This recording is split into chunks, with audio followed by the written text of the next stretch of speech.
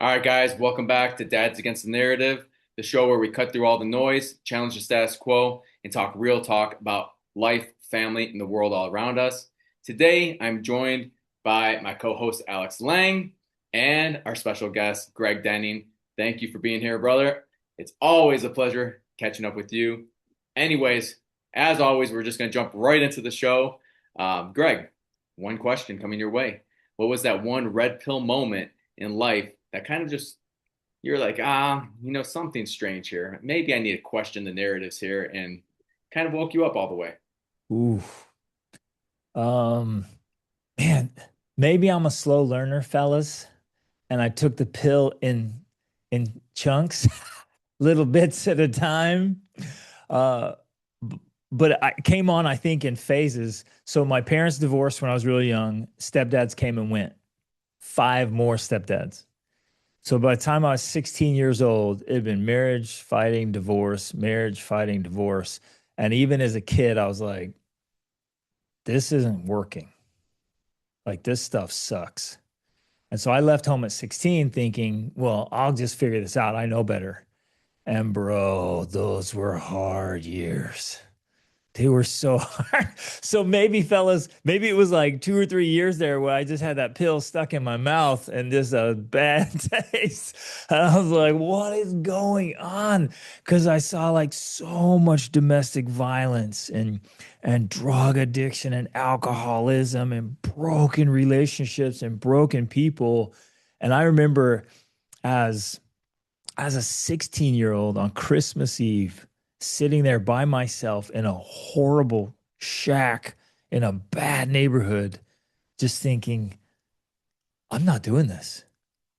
I'm not playing this game. I'm not staying in this neighborhood. I'm not living like this. I refuse to do what's being done here. Like, if it's possible to live differently, I will find out and I will do it. And that was my moment of commitment. I'm like, I'm going to do whatever it takes to find the secrets to like genuine success and happiness. And I'm going. And that, man, that led me obviously to some unconventional paths and to living life on our terms, a very different way because we wanted different outcomes. Bro, I think that's a common occurrence. Same for me is like certain events just added up and added up and added up. And finally, I'm like, dude, wake up, wake up. You can live on your terms. You don't need to live on what they've programmed us to live on and go through it. But you were unconventional from a very young age. So to me, it's kind of, yeah, that makes a lot of sense to your lifestyle, who you are now. Like, you don't become this kind of man without going through the struggles, without going and becoming resilient and Yep. adaptable to life. So that's unbelievable. And Alex, I know you're taking notes, so I'm gonna pass it your way. No, I love, man, anytime I have a conversation with Greg, I love it. I was writing down, we've had this conversation many times before, but like pain is inevitable. Everybody's going to go through something. They're going to have some challenging times, but suffering is optional. Suffering is optional. And if you think about the belief systems, and I've been intimate with you, like I love the book. I got the book recently, by the way. I bought the book. Bro. Uh, Beliefs eat evidence. And for you, being really close to you and talking with you, your belief system is strong. And I think that's what society is missing, men are missing, is that like they have to really reinforce beliefs, who they want to become, Yeah. and surrounding themselves with other men that are doing the work, men that are living heart-centered, who are, in your terms, from the FFM model, educated warriors who Yes. are educating themselves to be able to bring choice, to be able to take leadership in their lives and action. So I just love, and I want you to talk about and throw it back to you, man, is like the suffering is optional piece. What systems did you have in place where that was, you knew that was the way to go? Well, crap, man. Like, fellas, I remember longing, pleading, dreaming, daydreaming about having a dad. And I didn't. And a father figure and a mentor. I'm like, somebody just show me how to live right. And I didn't have it. And it sucked. And I suffered there. And so it took me a long time, too long, which is what drives me to do what I do. to share with youth, with adults, with families, with parents. Like, we don't have to do the slow, long suffering way. And so when you said like the suffering is optional, I also just immediately thought, yeah, and the time frame is optional. We don't have to stay in it. I stayed in it way too long because I didn't know how to get out. And so many other good men just they're in it, man. I and I keep thinking, bro, like there's the door right there. Just step through that sucker, and the misery now goes away, and you can transform your life so quickly. It's kind of shocking. And it's hard to see and perceive when you're in it. But then once you step through that doorway, you're like, bro, that was so much easier and quicker than I thought. And so we have to challenge the beliefs, like you're saying, Alex. You've got to challenge our beliefs. Like you have to question conventional thinking. And so I mean that's why we did some crazy things. And I know people listening here, like they're gonna think I'm crazy, but we started questioning everything. I was like, wait a minute, I don't know if the educational system is gonna serve us. Like, let's do homeschool and then let's do world school. And then we're like, what? I don't even know about like going to the hospital let's do home birth, right? And then you get all weird stuff out there. And we started doing that. And then, and then we're like, well, let's just like, why am I doing the 9 to 5 thing? Like, I don't love it. I want to do life on my terms. I want to start a business. And then we're like, well, let's just be location independent. Let's go live wherever we want in the world. And so we just started questioning all the conventional stuff. Not not walking away from what works, but like finding what works best for the best results. Because, gentlemen, the most important thing I've ever learned in life is results don't lie. Like, results don't lie. So you start look at your results and be like, okay, I better question my methods because my results are giving me a different message. I better question my methods and make some changes, or look around. It's like the majority of people are suffering and they're miserable. Okay, what is this absolutely necessary? Or is there something different I can do? And then be willing to be different. Greg, one thing I'll just say there is that hearing your story, I mean, last time we talked, me, you, and Nate were just like, dude, we have so many things in common, so many. Because I was the same way. I longed for a father for many years. When my mom died and I was 22, I remember crying many nights. I was homeless for a while. And I lived in my car, and I was just crying many nights, just like wishing someone would show up. I didn't even know what mentor was. I just a father, someone, anyone show up, and Same. I mean, I was so lost in the world, and I hit rock bottom, and I was just crushed. Um, I didn't have time to question the narrative of like life or the conventional ways, and I just jumped into the system.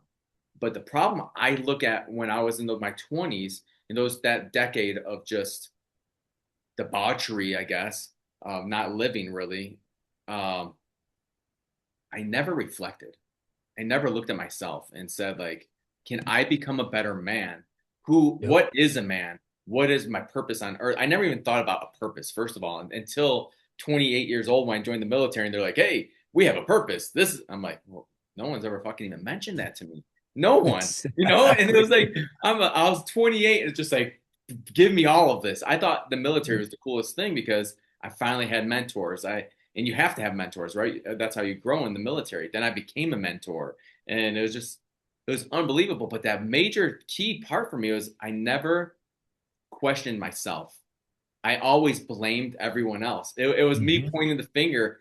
My Yep. mom died. Your mom didn't die. Even if your mom died, it would be like, no, fuck you. My mom died first. Or Right. even if your mom died first, I would come up with something else. It was always in my head of like, woe is me, and I don't care about anyone else. And that's how I lived. It was reckless as can be. And the major thing is I just never reflected on anything. Any of my anything. I mean, like all my actions were so shitty. I look back, I'm like, I don't. When people ask me about my 20s, I'm like, I don't even want to talk about them. It was a very reckless time, But I Bro, never reflected, man. Never. and like what you said there, those two things are absolutely critical for every single one of us. Is we have to stop and reflect and like ask the questions like who am I going to be? What kind of man do I want to be? What kind of life do I want to live? Is this working for me? Is this serving me? So we have to reflect. And then the other piece you shared that's absolutely critical, and luckily it just kind of dawned on me. we have to stop playing the victim. Like at some point, and I did the same, man. I blame my mom, I blame my dad, I blame my stepdads, I blame the economy, I blame the weather, my bosses. Like I was the mayor of Victimville. And then one day I was like, this is stupid. I'm literally giving all my power away to whoever. And nobody cares. Nobody's coming to save me. Nobody's coming to rescue me. Nobody's going to pick up my dreams for me until I take absolute ownership of everything in my life and stop playing the victim. I'm stuck. And I was so done being stuck. So it's a hard pill to swallow, fellas. And you guys all know that. It's like, but the best thing you can do is reflect and stop playing the victim. I obviously you know very intimately that I had a pretty rough year this year, and one of the things that throughout processing this year was I started listening to a woman named Edith Egger. She's a Holocaust survivor, He's amazing. and she says that the number one prison people live in is the prison of their mind, Yep. and that you talk about reflection. It's so great to be able to have all this knowledge, but if we can't apply it, if we stay stuck internal in our own beliefs that were conditioned upon us from our fathers and their fathers and whoever it may be, we're not going to grow. And when we're able to, like you said, reflect and ask ourselves, like, who do I want to be from this? How do I Mhm. want to move through this? Especially, we have this beautiful opportunity. All three of us have kids.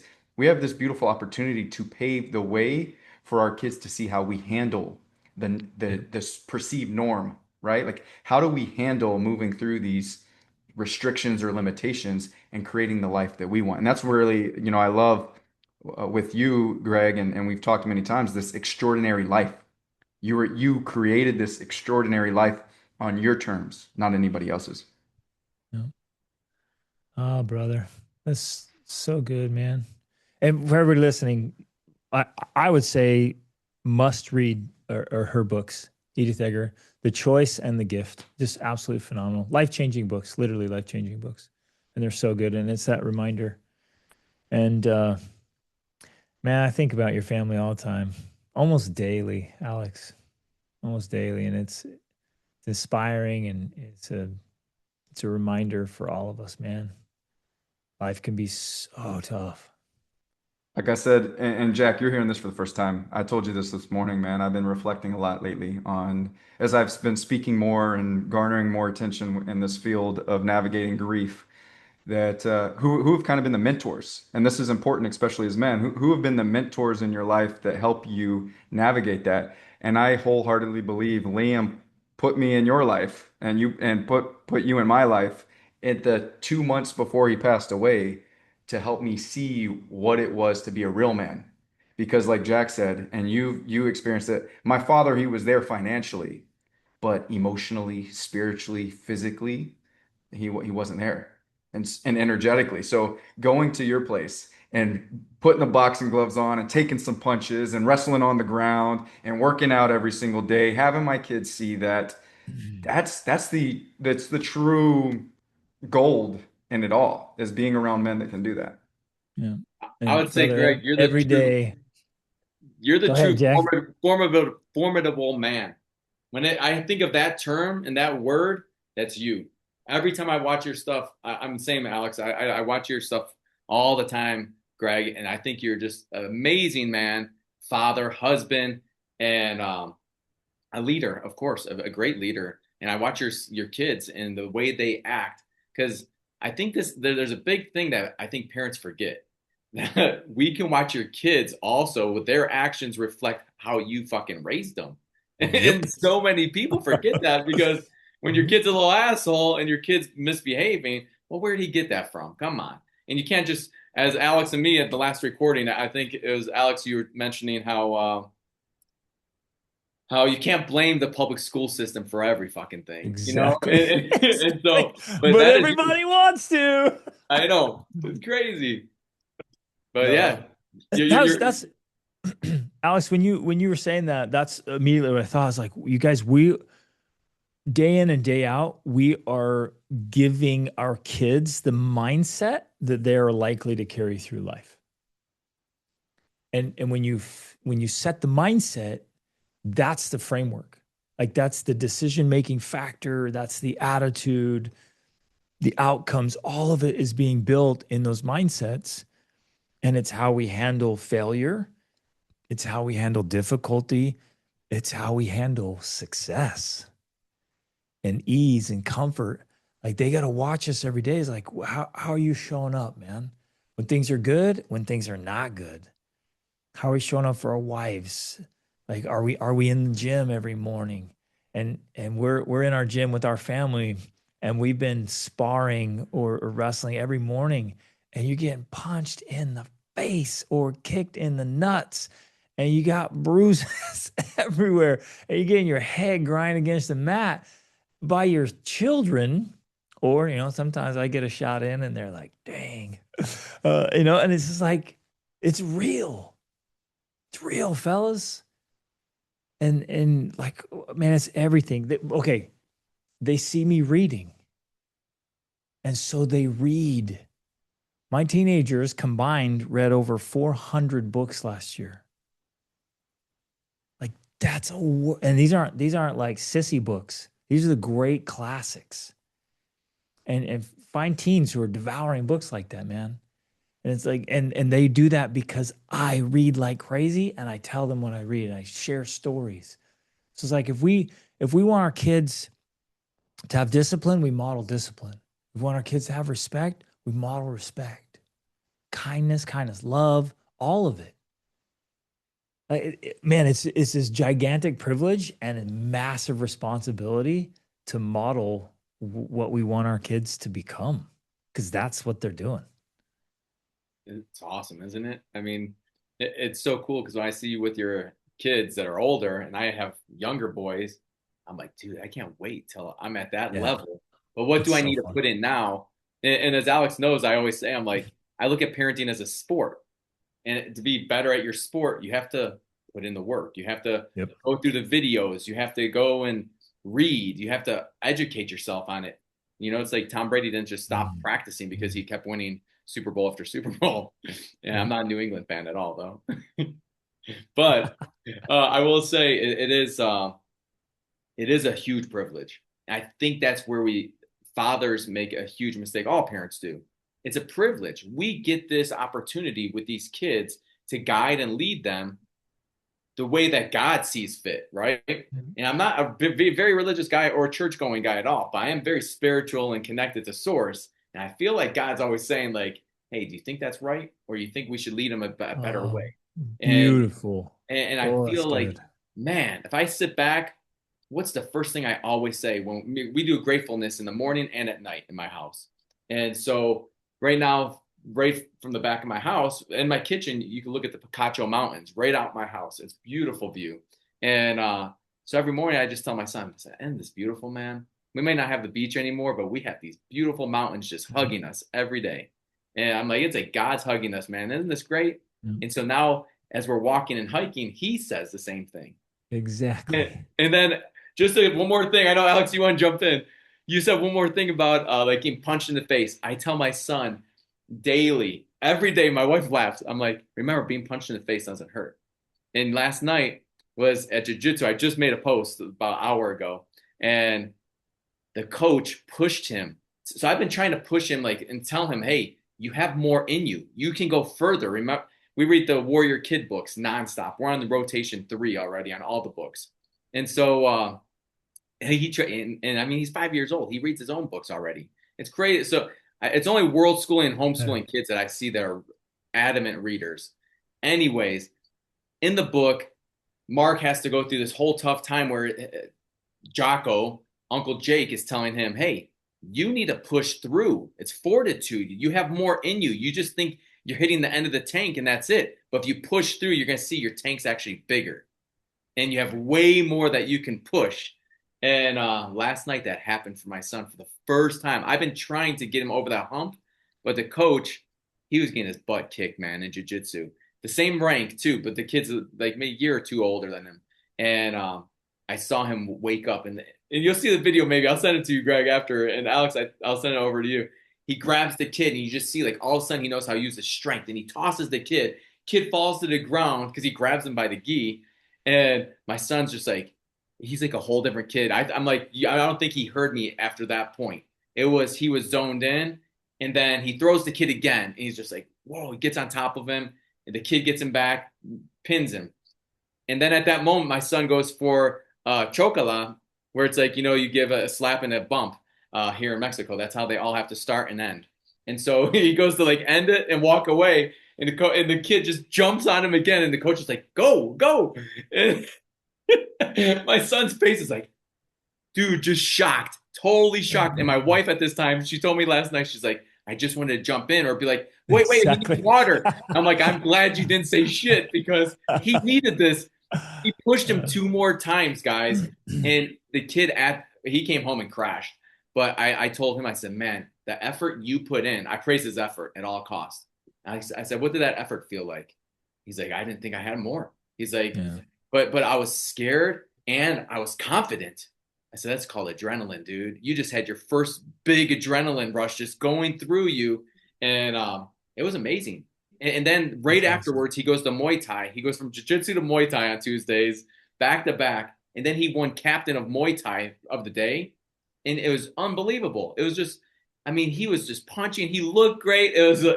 He's not afraid to be punched in the face. It's crazy. It's just like 3 years of just going with it and sticking to it. Every time he cried at every single practice, and people are like, well, why is your kid so good? Because I kept showing up. He kept showing up. We didn't let him quit.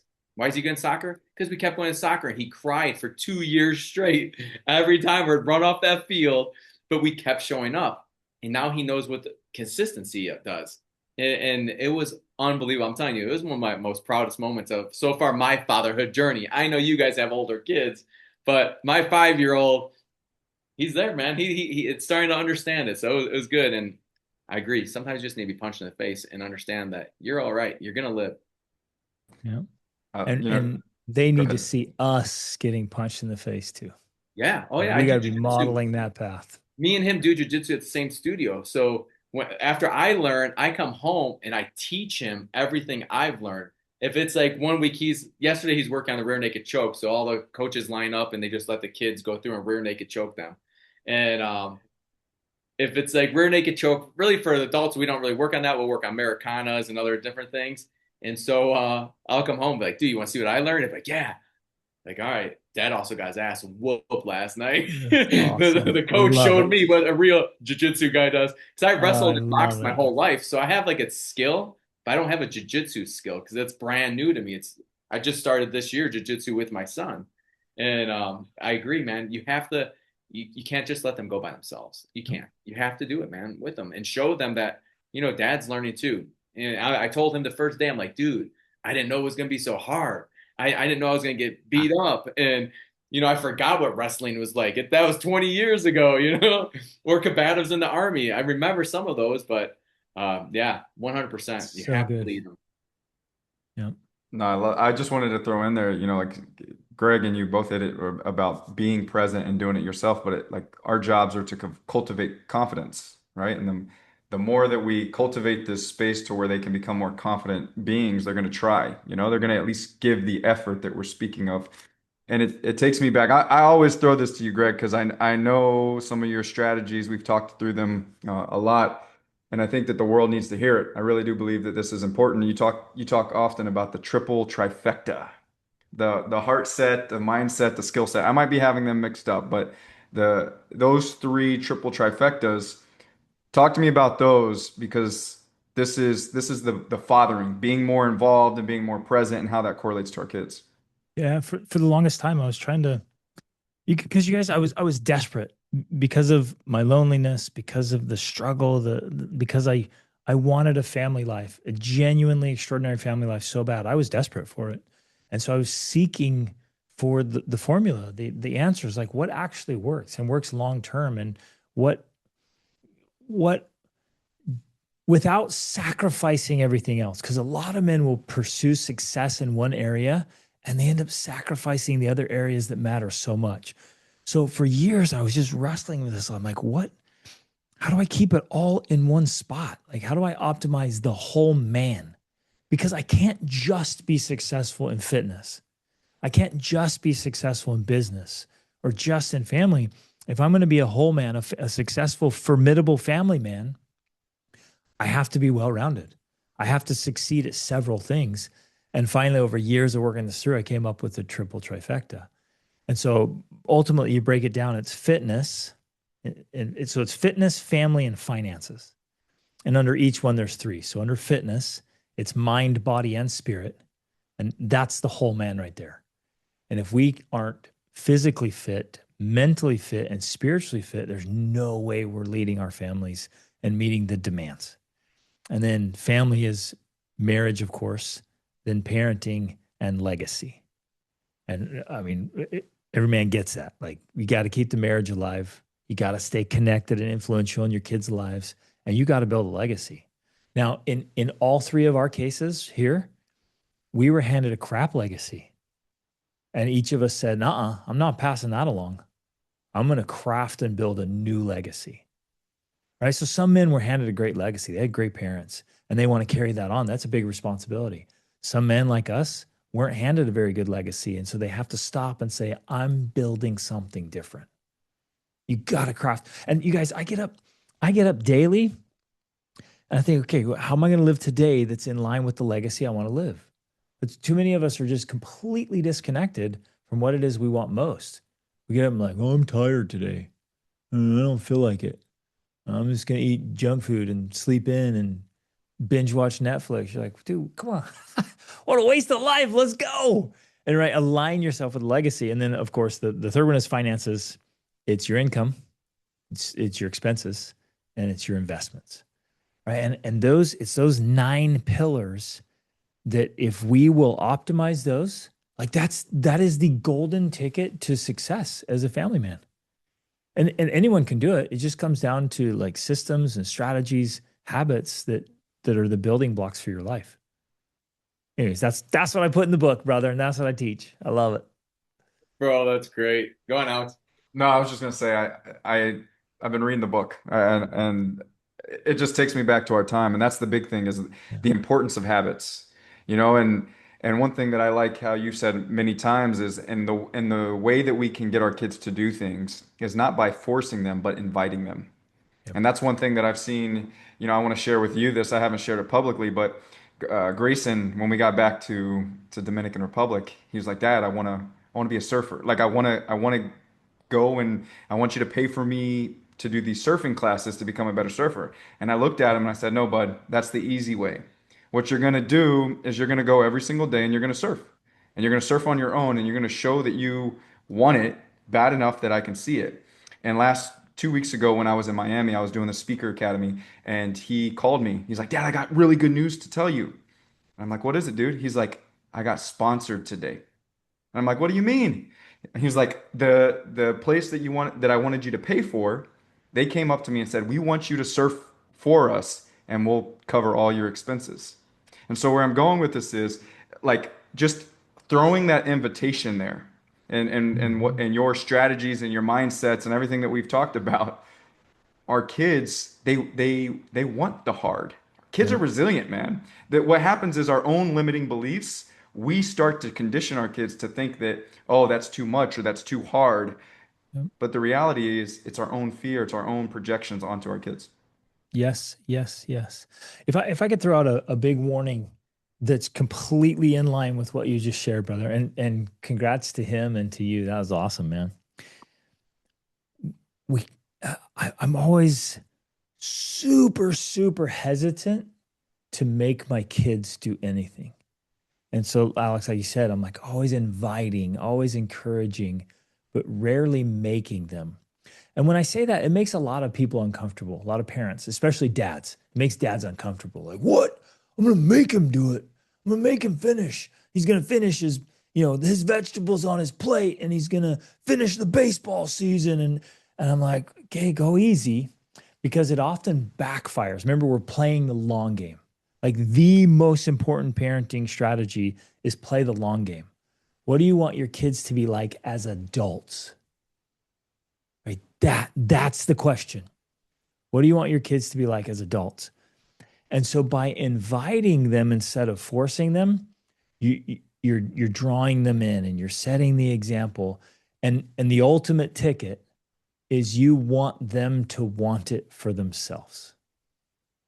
That, dude, that is the biggest win as a father, is when your kids want it for themselves, not because you want it for them, not because you make them, not because it's your rules or your standards. It's theirs. They internalize it and they're like, I'm here and I'm pushing hard because I want this. And then that's, man, that's when we know we've hit it permanently with our kids. Greg, what age are you seeing that kids like grab onto that concept? Because I Honest? just want to say my wife is awesome at this, and if I Yeah. didn't have an amazing wife, that like she's just so good at this, exactly what you guys are talking about, the inviting instead of forcing. Because I mean, in the beginning, I thought as a dad, you're, I mean, we're programmed so fucking much. Yep. You're gonna sit down, you're gonna eat what we made. That's it. And my wife's like, why? Why would we do the same as what our parents did? And I remember her saying, Yes. Yes. Your bro, wife. when Dude, she nailed it. when she said that to me, I was like, I don't have an answer. I Exactly. have no Like, answer. wait a I minute. had none. And dads get wild because they're like, one, they think like I'm a very intense person and I'm super disciplined, and my kids is disciplined. My kids are respectful. He's loving, and they're like, well, how'd you do that? I'm like, because I have an amazing wife that also Yeah. balances me. We have AARs every night where after action reviews of the day. Like, did we win the day? Were we good Beautiful. parents? Were we good models of what it is to be a marriage, what it is to be a Yes. dad and a mom? And we just reflect on that every day. It's just something that we like to do. It's in our routines, you know. So, what age? Yeah, let's go back to that really fast. What age are you seeing that? Because my kid's 5, and I have, like I said, I have an amazing wife who's kept me accountable, and she's brought these ways in, and I'm starting to see it now at 5 from my son, where he's like, it was when we moved here, so right before 5.5 years old, he's just like, I love jujitsu. I said, really? You told me 2 weeks ago you hate it, and we just kept showing Exactly. up because, you know. And then like the same thing with soccer happened, and it was just like, wow, he's doing it now for him. He's not doing it for us anymore, Yes, and it felt exactly. good to watch. But yeah, what age So, are you normally seeing something like dude, that? phenomenal, phenomenal question. Let me back up a little bit. I started working with youth and teens when I was like 18, 19, 20. Like, you guys, even when I was living in the bad neighborhood as a 16, 17-year-old, I would go down to the Boys and Girls Club in the bad part of town and mentor those little kids. Because I was like, this sucks. It sucks even worse to be younger than me. And I was in there mentoring these little kids. I wouldn't have used the word mentor or anything. I was showing up to just share a little love. So since that time, I've been working with youth, and I've worked with tens of thousands of youth all over the world. And so to answer your question, is like, when does the grit and the resilience and the drive and their own desire start showing up? It, like, you see it sprinkled through their childhood. It's not consistent. It won't be. It can't be. They don't have the physical ability and the mental ability to do it. And this is where I think we get on dangerous territory as dads. Is a kid turns 8 or 9 or 11 or 13, and you're like, you're going all the way. And it often breaks the kid's spirit because they're like, well, I want to push hard, but hard for them and hard for us is a very, very different thing. And sometimes they'll love it like Grayson did and like push and push and push and like break all these barriers into surfing. But then there'll be other times they're like, I just I don't have it. I don't want it. And boys especially go through this phase, fellas, like 11 to 13 or 14. It's like their brain's changing and they're like, I'm out. Like, what do you mean you're out? You're like, yeah, if it requires effort, I'm out. You're like, dude, let's go do this thing.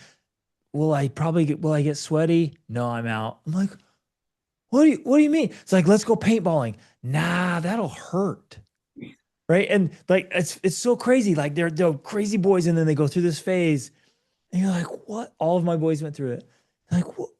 No, you can't check out. And parents freak out. Like I get the most messages are like, I have a 13-year-old, I have a 14-year-old, I have a 12-year-old, like won't do anything. I'm like, yeah, don't freak out. It's normal. It's a phase. They just decide, I want to lay on the couch all day and have my mom bring me food, right? But if you invite them and lead them through it, where I see it most, Jack, is if it's done well. If it's done well, fellas, 15, 16, 17, grit, resilience, like badass determination. This is when I saw my kids like climbing Orizaba and Kilimanjaro and like hiking volcanoes and carrying other people's packs with a smile and a joke and just grinding hard workouts, pushing themselves, pushing their own limits, and getting into these classes. So Alex is here with his family when we did our Toujours Prêt, always ready preparedness class. And my kids will push, man. And they're opting in because all along the way we're inviting and showing the example. So then again, if it's done well, you get in those teen years and those kids are tough. And then they'll be tough for life. It's You amazing. know, I love that. I love that whole thing right there. I took a lot of notes. One thing I want to throw in there is when you're saying all those things like dads take shit so personal as if it's Yes. themselves. And don't get me wrong, Exactly. guys out there, I've done it. I am not any better. I just choose not to do it anymore. I'm lucky because I joined this like fatherhood community of men like you and Alex. And my kid was 2 years old, so I'm just taking the knowledge nonstop, and I keep reforming and keep upgrading as much as we can to be the best family we can. But I really think that's a huge one that I see with fathers is like they just take it so personal. I'm like, dude, you're not out there. Why are you yelling at your kid as if like don't get me wrong, my son scores a goal. You think me and my wife are the entire fan base out there. We're crazy. But uh dads take it very personal. And that's one thing I think we need to detach from as dads is like your Yes. kid has a whole different path. He doesn't have to do the same things as you or the way you would do it. There's many ways to do things, and especially in the military, we used to always say that, right, Alex? I'm sure you heard it all the time. There's many ways to skin the cat. Here's what we need to do. I don't care how you do it, just get it done, and then you roll on with your day. The other thing I wanted to just bring up really quick before I know Alex is going to jump on is toddler versus teen. So the toddler phase, a lot of people, especially my wife, she'll always be like, toddlers and teens are known to have like the exact same mindset because the toddler is going to be wild and test all their boundaries, and the teen kind of does a similar thing. Did you see that at all with your kids where it's like the toddler? Absolutely. Do you even remember the toddler days actually? Yeah. Yeah, bro. Well, hey, we have 7 kids, man. So Oh, that's like I right. had teens and toddlers at the same time. And Yeah. I was like, I remember this phase and I'm experiencing it again. And here they are. And um, so my oldest is 23 and my youngest is 9. And we just found out my oldest is pregnant and expecting her first. So I'm gonna be a grandpa in April. So a new Heck yeah, phase, like, congratulations, so dude. stoked. So yeah, there's a lot of similarities, and I think all of us would benefit tremendously by just studying childhood development and just understanding the phases of growth and learning. So yeah, there's a lot of similarities. Like the toddlers throw tantrums, and teens will too. And toddlers are just going to be reckless, and teens will be too. And what's happening is just these massive transformations are happening in the brain. Like we often say, oh, it's teen hormones, but it's not hormones. It's literal rewiring of the brain that's going on. There's an excellent book called Brainstorm about that. And if we understand what's happening in our toddlers and our teens, and we don't take it personal, Jack, like that was spot on, brother. We cannot take it personal. Usually, fellas, if we stop and look at it, it's our own insecurities. We take things personal because it's our own deep insecurities, our own fears, our own embarrassment. It's like, bro, this isn't about me. It's about them. And so when we step away from that, we see what's going on, then we're just there as loving mentors and coaches. Like we're just there to guide and lead and support and help and encourage and teach. And we don't have to be barbarians or tyrants or dictators. Like we don't have to bust our kids' chops all the time. You're just like, hey, no, this is the way. How would you do that differently next time? Right. One time my son, he was God, I think he was 13 or 14. We took him on this big trip to Mongolia, and he was skipping rocks across the river. And he's just always been a tough kid. He's skipping rocks. Everybody was skipping rocks, but he was skipping rocks the wrong way towards everybody, all the people in the vehicles. And he's just strong as an ox, and he skips this rock. It clears two streams. Luckily, the people who were watching, they all duck because it would have taken somebody's head off, and it shatters this windshield. And I was just, I was standing upstream, and I watched the whole thing happen. And I was like, okay, that sucks. But immediately I thought, he just made this mistake and learned the lesson. I literally do not have to say a single thing. He knows. I don't have to punish him. I don't have to go and correct him. I don't have to walk down and say, "What were you thinking?" He wasn't thinking. He was skipping rocks. So I just waded across the river, went to my wallet, got out the money, handed it to the driver for the new windshield. He was grateful. He had a couple other cracks, so he's like, "Sweet, new windshield." Right? And I just went over, and my son came over. I just gave him a hug. I didn't say anything. Never. I didn't have to. Because there's things your kids are going to make mistakes. Your toddlers are going to break things. Your teens are going to break things. You fellas, we don't have to say anything. They'll learn. You'll be like, yeah, I broke things too. I made mistakes too. And then here's the most beautiful thing, gentlemen. Your kids realize, oh, wait a minute. It's okay to make mistakes. It's okay to fail. My dad's not going to love me less when I make mistakes. Wow, I am free to chase life, to take risks, to just jump in feet first, knowing my dad's not only is he not going to condemn me and love me less, he's going to be there to help pick me back up and put me back together when I fall flat on my face. Like that is one of the most important things we can do as fathers. I was taking some notes because what came up for me, I was thinking about, oftentimes, with as parents, there's a lot, and I've done this myself, so I'm not perfect by any means, but I was able to in hindsight correct this. A lot of times, if we don't give our kids both types of attention, positive and negative attention, if we give them more negative attention on things that they're doing, we're reinforcing the behavior of them doing negative things to get our attention. Mm-hmm. So like being able to be in awareness of, okay, what kind of attention am I giving my kids? Is it always reprimanding? Like how it's this idea we were talking earlier about this idea that we have to control everything. But the reality is if you grab sand and you squeeze it, it just falls out of your hands. So when we're able to release control, we build trust with our kids. So being able to give them positive attention and give them that love, not just only correcting them when we perceive that something like that mistake that you're speaking of. Because what happens is our kids are gonna start continually doing negative things because that's the type of attention they receive. Yep. And they build relationship identity. It's like, hey, what's your relationship with your dad? He's always correcting me. He's always getting after me. I mean, you think about that. I'll meet a lot of youth and be like, hey, what's it like with your dad? Oh man, he's just always lecturing me. He's always getting after me. The vast majority of our interactions were negative. So, Alex, you're spot on, man. Really great and important point.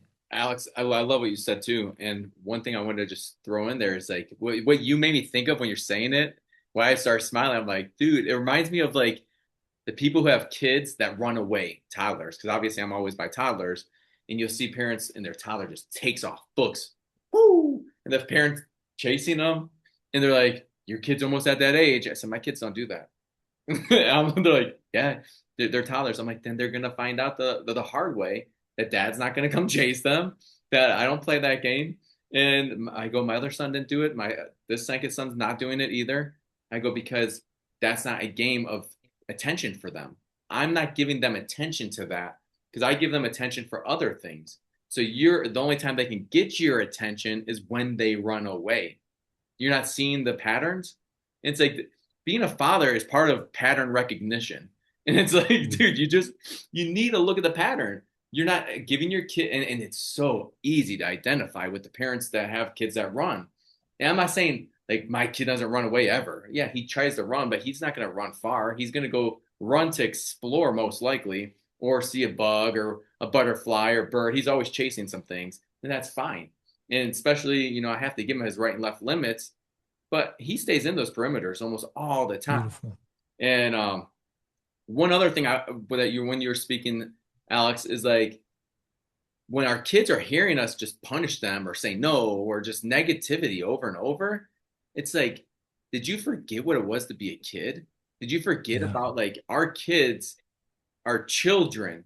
Can't you come sometimes, Dad, with a childlike spirit and just be playful with your kids? Like, what happened where you became so numb to being a child or childlike or having fun or playful or just goofing around with your kids? I mean, we must have it at least once a day where me and the boys are just goofing around. And my wife's like, I have 3 kids, and she's loving it because we're just playing and I'm really just in it. My phone's not near me. There's no electronics by us. TV is not allowed on in the week. So it's like we come up with creative things where we're just very playful. And it has to be at least once a week. I tell a father, like, dude, do you just play with your kids ever? Like, just play with them. Watch Yeah. what changes. It's amazing what changes in the relationship just playing with your kids. Get Yep. down, let them jump on you, wrestle. And I mean, we wrestle probably every single night before bed. And people are like, are you Perfect. sick of it? No, it's a routine. It's part of what we Yep. do. We're getting that Yeah. energy out. Ooh, daily roughhousing is absolutely essential. It And has one to. thing I always say, fellas, is let your kids act their age. Yes. That is so important. Let your kids act your age and remember, yeah, remember to have fun. I didn't do it early on, and I regret that. But when it finally clicked for me, I was like, wait a minute, what's it like to be them? Like what? And I would squat down to their level. I'm like, hold up, what's it like to be 4 right now and experiencing this? What's it like to be 7? What's it like to be 10? And we were living in our RV at one point and driving around the Western US. And I got like 3 flat tires. It was a bad day. So I pulled over. I'm like, change the tire on the truck, change the tire on the RV, and all this stuff. And so it took a long time. And our daughter, she must have been maybe 4 at the time or something. She just goes in the RV and disappears for a long time. And I'm changing the tire, whatever. And then all of a sudden I hear my wife screaming, like, "Wah!" And I go running, like, what happened? My little daughter had gone in there. She'd put her little swimsuit on. She'd found this thing of like really greasy cream, like comfrey salve, and she had covered her entire body. Then she'd cover the entire floor of the bathroom of the RV, and she was just slipping and sliding and turning and like it was like the most sensational thing. And so I go running over there and I just start laughing hysterically. I'm like falling over laughing. It was so funny because you think like for her in her world, like how cool is that? How seriously cool is that to cover your entire body with grease, the floor with grease, and then just see what happens? I was like, yes, like it's going to take me a long time and a couple rolls of paper towels to clean that up. But it's so worth it because she got to be a kid and have like this cool sensory experience. We've got to let our kids be their age. Can you hear me? I lost you for a second.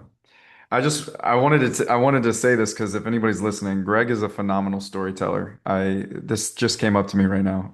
I spent 2 months with Greg in Portugal, and every night, almost every night, there were some nights we didn't, but we would sit out in his living room upstairs and we would just talk life, anything, anything.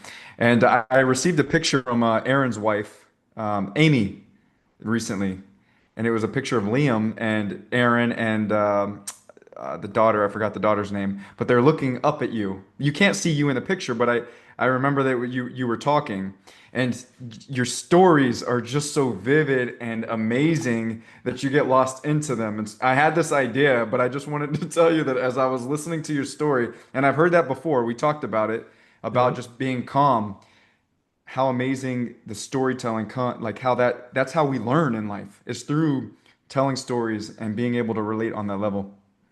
Yep. You Oh, know, brother, those are such special memories, man. Ah, I love that. Yeah. Love it. In our closing section, I don't know when that is because I don't look at the time, but in our closing session, I have a story that includes you and me and how it was the most memorable story that I have for a long time. So be ready.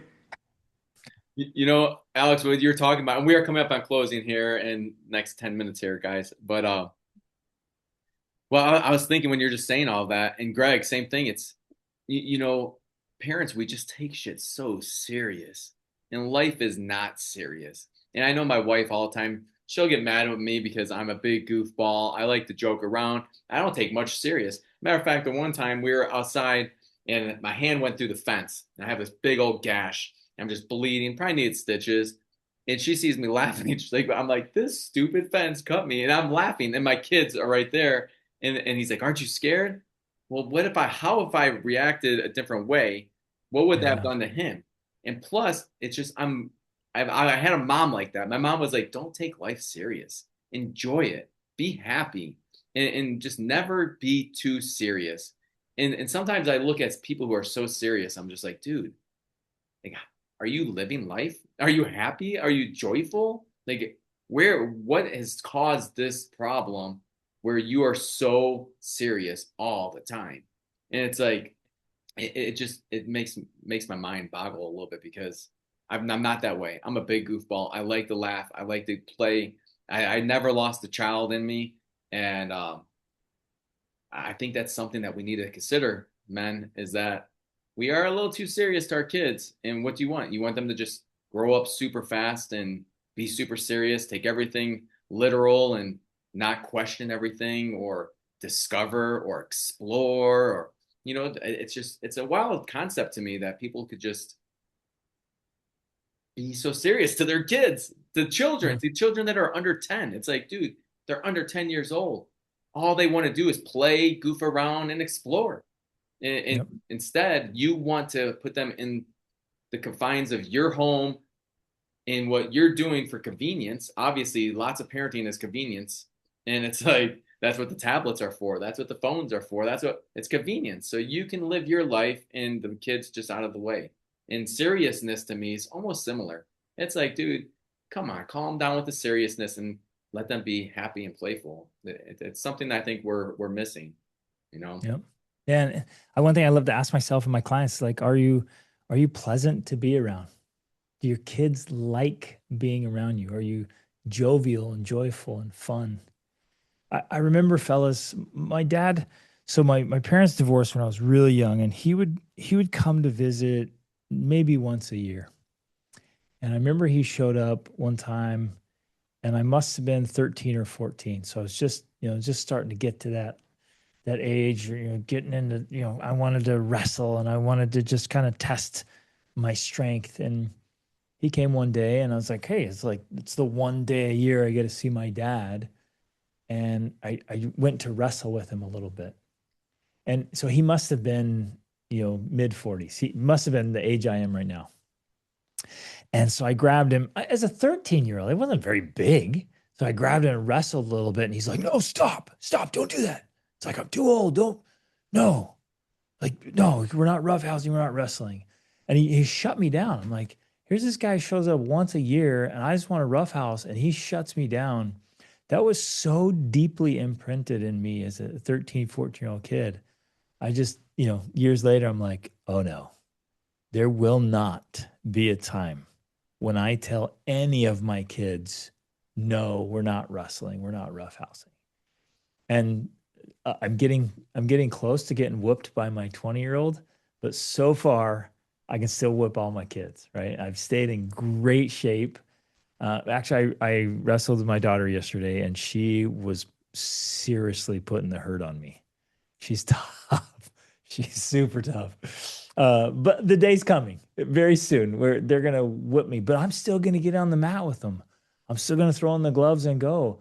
We're still gonna have these epic tickle fests with my 11-year-old and 9-year-old, and we did that yesterday on the kitchen floor. Like I'm still gonna get in and play, have fun, and simultaneously, fellas, take serious things seriously and still be pleasant fun. Can we not work hard and be jovial?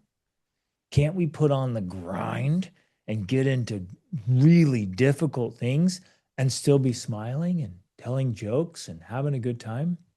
Absolutely. Totally possible. I love that, Greg. There's so many memories that I didn't remember until I had kids, and I'm like, shit, Mm, my dad did this also, because he left when I was 4 years old, and then I look back, I'm like, I will not be that way. yep. Nope. That, and I keep it with me. It's like a chip on my shoulder. I am not. That's not going away until my kids are grown, and then I could just say, hey, you're gone, release you. So I know that I need to stay to being this man and not that type of style. So yeah, thanks for reminding us on that because I think that's very important. Anyways, anyways, guys, we're coming to the end of the show. I'm gonna close out right now my part. I'll pass it to Alex. Alex, to Greg for the final word. Just remember, help us grow, share the show. Also, go follow Greg at greg.denning on Instagram or World School Family. Follow all of his stuff. It's absolutely amazing. Thank you again, Greg, for being here. Alex, thanks for co-hosting with me again today. A lot of guys re-listen to this one because there's a lot of knowledge here. I'll tell you what, I've done a lot of interviews and podcasts now, and Greg, thank you for just bringing so much knowledge in the fathering realm for myself and for all these other men that are out there. I took more notes today than I have ever taken, 2 pages worth, and there's just so much that I just learned. The triple trifecta: results don't lie. I like that motto for my kids, for myself. Optimize the whole man, Mm. have ownership, reflect, stop playing the victim, guys. Uh, there's so much to take away from here. And Greg, just thank you for taking the time to really just coming on here and educating us. Because that's literally what I felt like I was just sitting in my favorite class. I'm just like my favorite professor. I'm like, yes, thank you, brother. That was absolutely amazing. And dads, remember, don't take shit personal and keep the childlike spirit Yes. alive. All right. Yes. Thank you, guys. Alex, over to you. Jack, you know he was a middle school or a high school teacher. That's why you were sitting in the class. I'm giving him a hard time.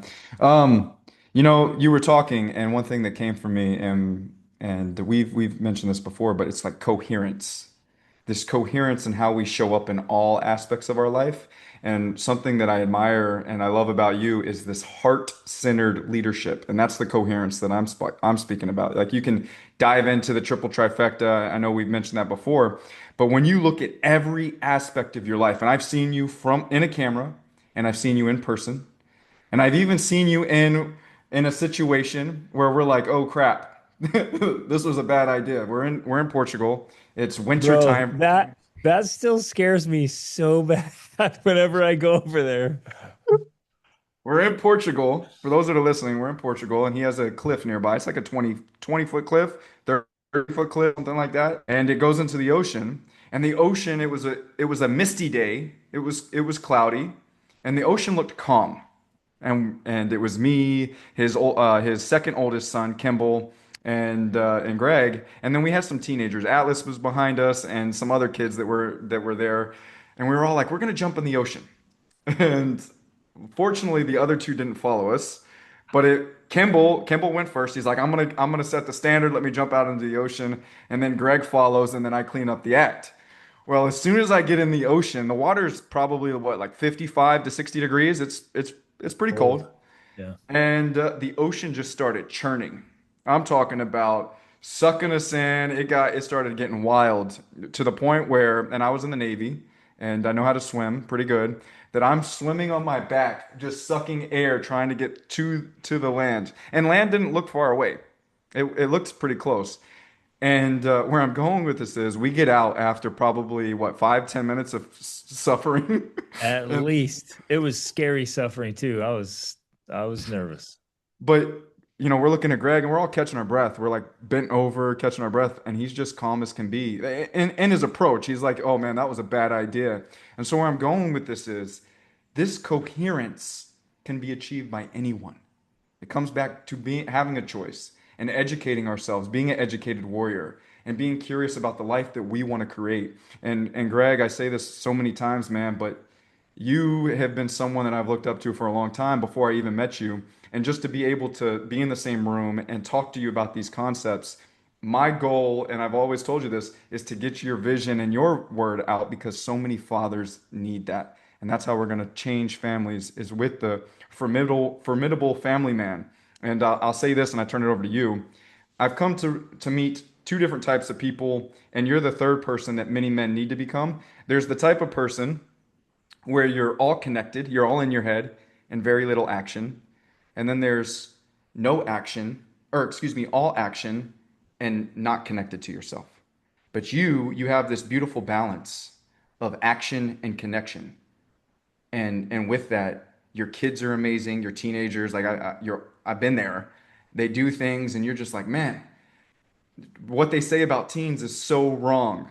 So if you're Exactly. listening to this, please take some time to digest this. It's like drinking from a fire hose. And thank you, brother. Over to you. Thank you. Thanks, guys. This has been great. I think I'll wrap up by saying that the best thing I ever did was to work harder on myself than I do on anything else. I always come back to that. I started with that as a teenager, realizing, man, nothing will get better in my life until I get better. And everything will get better in my life when I get better. It always came back to me. I had to ditch my terrible temper. I had to overcome my own ignorance and timidity and my fears and insecurities and doubts. It's like if I work harder on myself, it's the best thing I can do for my wife.